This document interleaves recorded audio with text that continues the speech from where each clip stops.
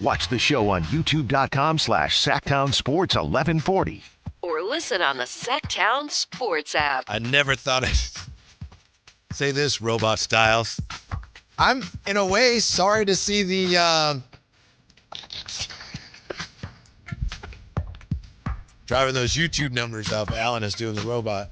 I never thought I'd say this, but I'm sorry to see the play-in end. Yeah, it was I know. fun. What do you mean the playoffs are starting? Yeah, but the play-in, there's something about that. It's lose, bye-bye. Well, because you truly don't know who's going to win. You know, if you get the 1 versus the 8, and I know anything can happen, but 1 versus 8, 2 versus 7, a lot of times these first-round matchups aren't a ton of fun. Mm-hmm. So I think that's what you're feeling there. Yeah. I can't claim that I always know who's going to win. Watching the Phoenix-Portland game, and I was pulling for your Blazers. Mm-hmm. You know, they were playing well, and then I think it was third quarter, Phoenix just took the game over. Mm-hmm. And they were starting to pull away. And they were only up like 6, but they had come from way behind. And I made the mistake of saying out loud when my wife was watching, man, I think Phoenix is going to win this game by 15. Man, you jinxed them. That's not the problem. The problem is that I heard about it when the game was over. Mm-hmm. Oh, somebody said that Phoenix is going to win by 15. Right. Who was it who said that? I think it was you. Yeah, so I had to do that every time she started saying it so that she couldn't finish what she was saying. But, you know, it's not pleasant, Alan. When there was a time even still, in college basketball, March Madness just passed. College basketball is fun, but I find myself a lot of times, Whitey, I'm just going to pay attention in the second half. Like, it's very hard. This season was different because of all the top prospects that we were keeping an eye on. But even still, when I'm trying to see, you know, when something's going to get good, especially if you have limited time, I'm not paying attention to the first half of a random college basketball game, even if a top prospect's in it. The only one I did, to be honest, well, 2. It was Duke, UNC, that first go-around with Caleb Wilson, and Kansas, BYU. Those 2 games, I really paid attention from start to finish, just super locked in outside of March Madness. I feel like we're pretty close to that in the NBA. Obviously, you enjoy watching the game if you're a hardcore fan, but you could just turn it on in the fourth quarter, and because of the way threes are shot, doesn't matter, to your point. Oh, well, the Suns have been controlling this game the whole time. Oh, well, the Clippers have been beating the Warriors the whole time. Just turn it on in the fourth quarter and just see what happens. Mm-hmm. You reminded me of something I hadn't thought of in a while because we haven't seen college basketball in a while. But, you know, college games are shorter in terms of minutes played than the NBA. You got 48 minutes as opposed to 40. But if you turn on an NBA game, whatever quarter it is, there's 9 minutes left in the quarter. Okay. But in college, if I turn on a game and there's like 17 minutes left, it just feels like, man, this is going to go on forever. It does feel like that. You know, even in the second half, I'm even though the half is shorter than the NBA half. Even in the second half, depending on what I'm doing, I'll check in under 10. Yeah. I'll check in under 10 minutes.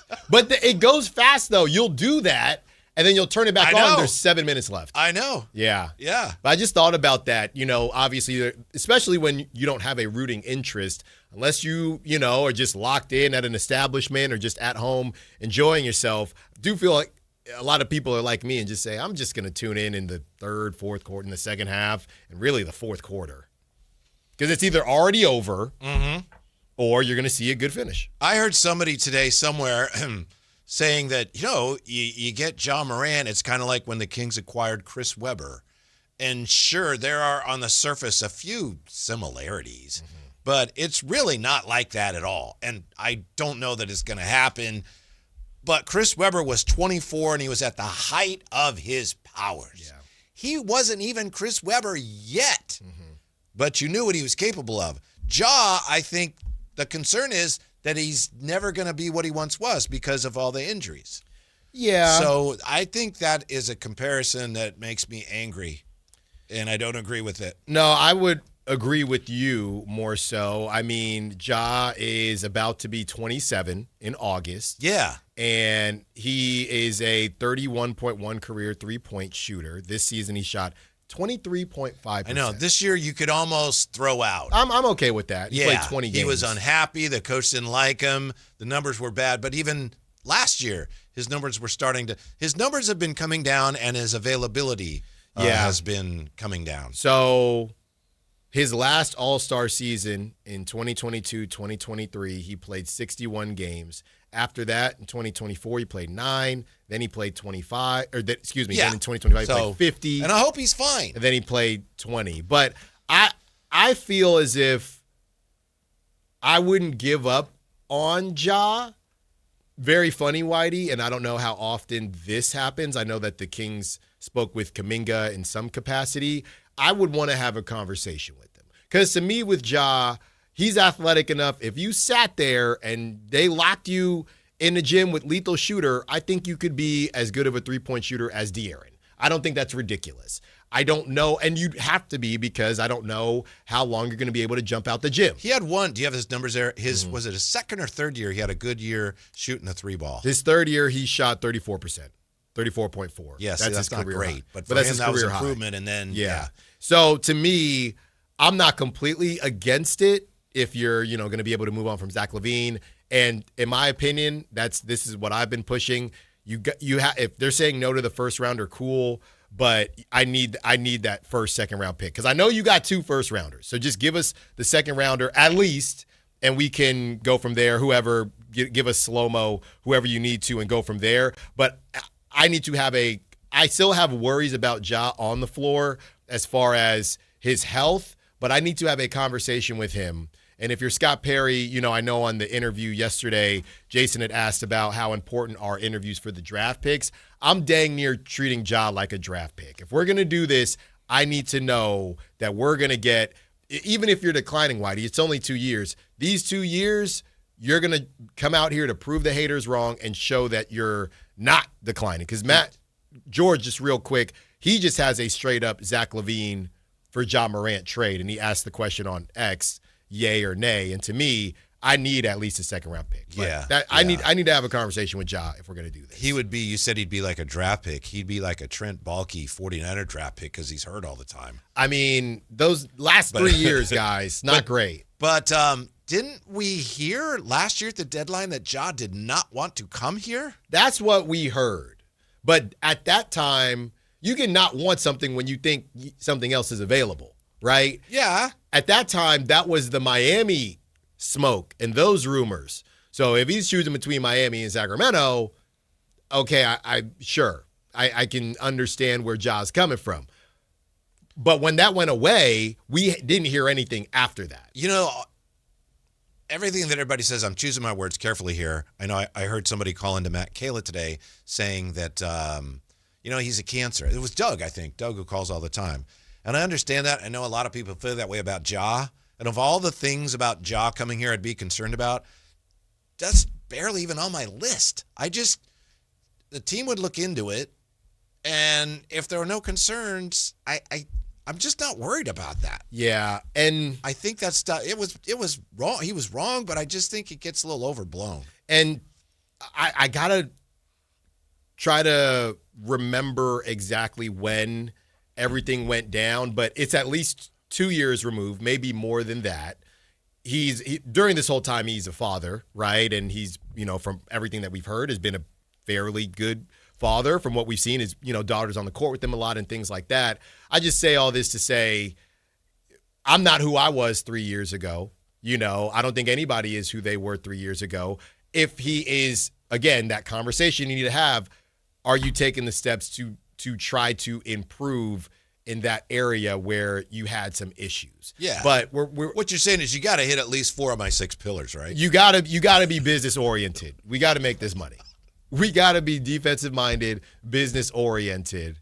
Those are the Allen pillars. I feel like we're on the Scott Perry pillars. Well, it feels like if we do get Scott Perry, if it was, on late night shows, Jimmy Fallon or whatever, where they make you sneak in a word, if I were to sneak in business oriented and just see if he lets it slide or not. We used to do that. Yeah. I was on a morning show. That was a regular bit. And if you got caught, you had punishments you had to pay. Yeah. Scott, I know you like guys to be business oriented, one of the pillars. So with that being said, just see what he says. Yeah. We had one time the word was marsupial, and Dan Dibley was interviewing. We were interviewing John Lynch, who was a Fox analyst. And he says something like, Ted Ginn, he's really been playing well for the Niners, and some of his qualities are almost marsupial-like. And John Lynch goes, did you say marsupial? And that's you get caught. If you slide it in and the person doesn't notice, you're free. But there was a penalty for getting caught. We might have to cook up something like that. All right. But, yeah, in my opinion, I'm not who I was 3 years ago. I would like to think that Ja is in either. And to your larger point, you can have conversations with him. You can, see if the physicals check out. But ultimately, you're not going to know until you do the deal. But for me, I'm more so worried about his ability to stay on the floor. Yeah, I'm not against bringing Ja here if the Kings benefit just from doing the deal beyond having him here. I'd be very open to it. I'm not really that concerned about Ja, the basketball player. What does he bring? Because he's probably not going to be here if by the time I'm any good, if that pans out. So that's the only reason I would be looking at it. And I think that's what Scott Perry's looking at. If we bring him in, how do we benefit from that? Yeah. How do we get some of the other things we need? And if you're going to go in that direction, look, people love to bag on Sacramento. People love to bag on Ja Morant. You come out here, you embrace the fact that, okay, people don't think Sacramento is going to do anything. People don't think I'm going to do anything. You just embrace that kind of villain role, if you will, but you do it in a... Your friend Bonte says he'd be beloved here. Yeah, you do it in a productive way. You get to rock with maybe Russ for a year. I mean, there's worse places to be, especially, Whitey, especially if these tank rules are tougher than we expect. I don't think they will be, but if they are tougher than we expect, and you say, hey, come refurbish your career, come reset out here for 2 years. If it works, cool. If not, you'll have an opportunity, but we'll give you a chance to do so. Now, all that goes out the window, fellas, if they get a top 3, if they get the number 1 pick, and we assume they're going to take the Banta. But listen to this, Whitey. This is insane. Ja Morant has played 7 years. You know how many, and he's got 2 All-Stars, okay? And he actually only has 1 All-NBA. I thought he had more than that. 1 All-NBA, okay? First or second team, pardon me for not knowing that. It says we'll figure it out. Yeah, it was one of the All-NBAs.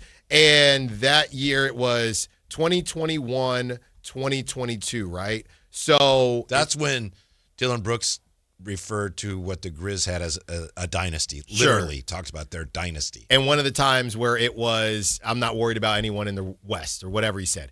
You want to hear something crazy? Out of the 7 years that Ja Morant has played, you want to take a guess how many times he would have been eligible based on the new 65-game rule? I would guess 2. Ja Morant would have been eligible once. His rookie season. After that, the most games he's ever played is 63. That year he was second team All-NBA in 2022, he played 57 games, so he wouldn't have been eligible. See, Jay put up his fingers too, like second team, but he put it up when you said, guess how many times? Guess how many? And I thought he was giving me the 2. Wow. So I missed it. He has not eclipsed 65 games since the first season of his career. Yeah. That's crazy. That is insane. So if I'm bringing him on board, it's going to be, all right, Memphis, what are you giving me for my troubles? Yeah. And I don't think they're going to get very far. It's going to be just, so. And I don't blame the Kings for looking into that. That's insane. Only two What time goes All-Star. up must come down. Yeah. I mean, he flies, or he used to fly through the lane. Yeah, you talk about, I used to, compare guys like this to running quarterbacks. I think he had a shorter shelf life than these running quarterbacks these days. Because the ability to, okay, Lamar's in the pocket a little bit more. That's the equivalent of that three-point shot. And Ja hasn't developed it, but to be fair, he hasn't played enough to develop it. Now, Alan, you know how quite often we talk about teams that have tanked and have come out of it, and which of those teams the Kings should model themselves after, right? People say, of course, OKC, Detroit. I've heard Portland mentioned. I think we've talked about them. There's one team that you do not want to model your rebuild after, and that's the Orlando Magic, and they play tonight. Yeah. And I just, I remember how difficult it's been for them, so I went back and looked. 2009, they were in the NBA Finals. They lost to the Lakers. They actually upset the Cavs. and change the course of basketball history, because that was supposed to be LeBron against Kobe, and it didn't happen then, and so we never got it. Right. Yeah. 2009, they went to the finals. 2010, they won 59 games. Then they won 52 games. Then Dwight Howard's like, I want out of here. They ended up trading him, so they go 52 wins, 37 wins, and then 20 wins, 23 wins, 25 wins, 35 wins, 29 wins, and they're in the process there drafting guys like Aaron Gordon. They get Vucevic, but it just didn't take. It didn't work. 2018-19 season, they get to 42-40. So it's like, it's kind of working. They're out in the first round. The next year, 33-40. They're out in the first round again, and then back to the tank. 21 wins, 22 wins, 34 wins. And about this time, they're picking up. They got Paolo as Rookie of the Year in 2023. They added Jalen Suggs. They added Franz Wagner. But it hasn't worked. In 2025, they're 41-41. That's last year. This year, 45-37. They're on the verge of getting knocked out. So they've been at this since like 2012, and this is the second iteration of their tank, and they still might not have it right. It's hard. Yeah, and again, those aren't the types of teams that come up in the fairy tale. I know. In the fairy tank story. Yeah. I know. You don't hear about the Magic. Very difficult. Yeah, you don't hear about the Magic. You don't hear about some of these teams. I mean, the Hornets have stunk for a very long time, and they're trying to get the 8 seed now. Yeah. After all this time. And who are they playing for that? The Magic. Yes. You don't hear about these teams, and everyone's gonna, I gotta applaud the Hornets for getting it done. You know how long it took them to just scrape to be in a playoff game in the East? And they did things right. And I don't know that the Magic did things wrong. Nobody knows what's wrong with the Magic. Nobody actually knows. I know, what was it? Dyson Daniels is the one who's going to get the blame now. It's going to end up being, well, because we can't shoot. Oh, we got Desmond Bane. He's pretty good. We're still not very good. Yeah, well, I mean, I think what the obvious thing we're kind of missing here is they have had some pretty bad injury luck themselves as well. I mean, they are fully loaded now, but I guess, you could say, all right, well, Franz was out for a heck of a long time, and then you insert him and you think, hey, they're better now, but you didn't play together all season. They added Desmond Bane. I'm making excuses, but they're kind of reasons why this team is not cohesive. That's part of it, but some of the reasons are really hard to pinpoint. This is from Sean Powell. Said, something has bugged Orlando almost since opening night. This team was projected as a top 4 club in the East, but it hasn't seemed quite comfortable all season, especially evident at the very end when the Magic surrendered against a Boston team without its key players and was embarrassed in game number 82. I like the Magic. I like Franz Wagner, but I just can't help but notice here, man, they've been trying, and they've done a number of things here. It looked like, ooh, they got this right, and they just can't get over the tanking hump. Yeah. They're still pretty average. Well, I mean, it's funny now because we did it with Jason Tatum and Jaylen Brown. We did it with Dame and C.J. McCollum. Obviously, Jason Tatum, Jaylen Brown better than Dame and C.J. McCollum. But now the question is Franz a 1A? Is Paolo a 1A? 1 times 1 is 1, and 1 plus 1 is 2. But if you have 2 1Bs or 2As, as we saw in Sacramento, I think a lot of people would say that Paolo and Franz are better than De'Aaron and Sabonis. But I honestly think that conversation is more so that they will be better. I don't know if Paolo and Franz are better than De'Aaron and Sabonis right now. They weren't good enough. Pardon me, Alan. I'm sorry. Brick Ripsaw says Paolo, Franz, and Desmond would all be the best player on the Kings. Right now, probably. But if you swap Paolo with De'Aaron, what do they do that Beam Team season? He also says, and I don't disagree with this. He says Kings fans would kill for the Magic's success. Yes. They're getting to a point now where they got to figure out, all right, we're going to start backing up again. What do we do about this? Right. When they thought they had, all right, now we got the blend to be, consistently competitive. What's the term? But instead, they're trying to, each year, it's like, all right, we got to fix this. We got to fix that. Well, I think the bottom line is they are trying to do the ball-dominant wing thing with Paolo, and they've surrounded him with two guys, I think two combo guards, right, in Suggs and Desmond Bane. And I guess it's supposed to be Paolo just kind of like LeBron. I'm just going to drive and dish to the shooters. Suggs is a point guard. I mean, he was, at Gonzaga. Okay. Yeah. But okay, well, to that point, they're still doing the Paolo thing. So they kind of need to decide, okay, do you move on from Suggs, who you paid? He makes a lot of money, by the way. Yeah. Do you bring in more shooters I think and just the say tricky Paolo? thing is it possible that Paolo is not as good as we need him to be? Well, that is it. Yeah. That's what I'm saying. You have 2 1Bs in Paolo and Franz, because everyone says, well, Franz is better. Okay, well, how good is he? How good is he? Mm-hmm. And they both had more so Franz, the injury stuff where they haven't been able to leap, right? Who would have thought that a guy like Denny is doing what we thought guys like Paolo would do. And even to a lesser degree, Yeah, Franz. I think that's right. So they have to make some decisions. Do we continue to I think there's enough talent. I think what you're saying, Whitey, is there's probably enough talent around Paolo.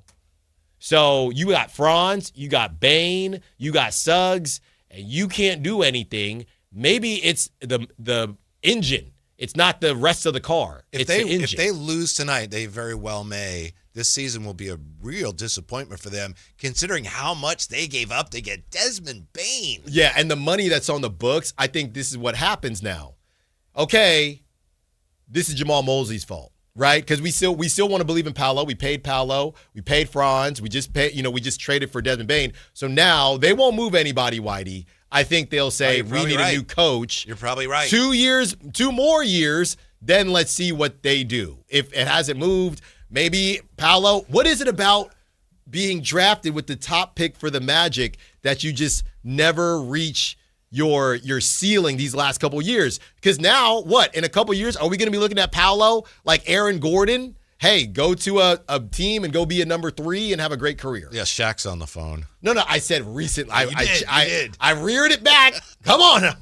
I'm fishing now, Jay, legally. Remember when they had Shaq and Penny? Oh, yeah. Well, I told you I had the pennies. Only shoe I've ever bought twice. Well, my parents bought them because I was 7. What were you like? Yeah, I was going to say, yeah. But young. only hoop shoe, Jay. Uh-huh. As Which I hit ones? the double cross. The pennies, baby. The ones? I believe they were the ones, yeah. Jay, hit him with the slip and slide, baby. Love Penny. Yep.